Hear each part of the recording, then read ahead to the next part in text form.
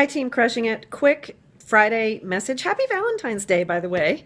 I promise I'm going to keep this quick. I just want to say something, just to reiterate something that I know you guys have heard over and over again. But when I look in the downline and I look in the back office and I look at volume and I look at points and I look at how people are standing as far as moving their business forward, both in terms of retail sales and challenge packs and things like that, I'm still, and I guess this is just the way it's always going to be, I'm still seeing that the number one reason that many people are floundering or not moving as fast as they want to is lack of consistency. I still think that's the number one problem. I still think that's it. I can almost guarantee that what is happening in many cases is coaches are doing a little bit or a lot one day, and then life gets busy and they're busy at work and whatever, and 2 or 3 days go by, maybe even longer, and then they don't do really anything, and then they get back on and they try to do something again, and that's a repeat performance that's been going on. That's what you're consistent with, not actually being consistent with your business. But I really can't reiterate this enough.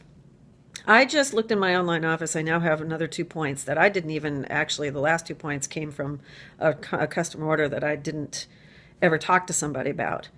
But the reason that I sometimes have that happen more frequently, and also and my other points, is because I make it a point every single day of sending out invitations to people, of connecting with people, of looking for ways to add at least a couple of people a day to my network. I'm not out there necessarily always working in huge numbers like some of the really top coaches are, but I'm at least doing something because it's what I can manage, it's what I can handle, it's what I'm comfortable with. And then when I get comfortable, I up that a little bit, and then I get comfortable there, and then I raise that up. I know some of you guys have full-time jobs. I know some of you guys have small children at home and very, very, very busy lives.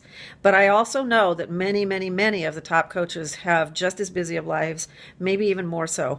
The difference is they don't let this slide, because this is absolutely optional. And I think a lot of coaches treat it that way. And I think that's part of the problem. When it comes down to it, at the end of the day, this business is the one you put on the back burner and say it's optional today. I don't have to do this. It's nobody's holding my feet to a fire. I'm not going to get fired. Nothing's going to happen. Therefore, it's optional.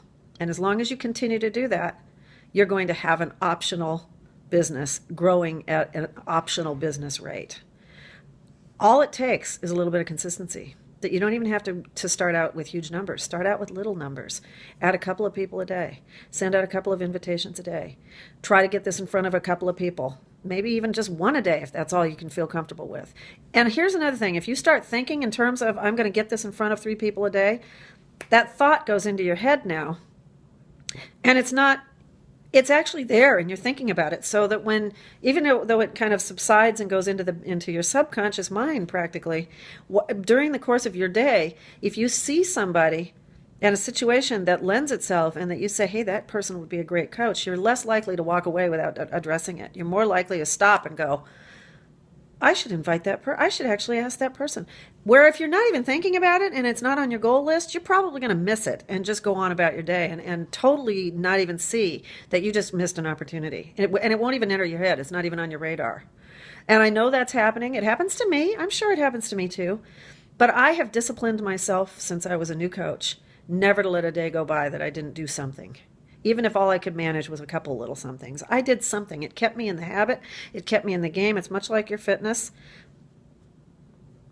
Consistency, consistency. I want you to go to bed hearing me say that in your voice. Consistency. That's the missing link. I'm positive. I'm absolutely positive. So that's my message for Friday.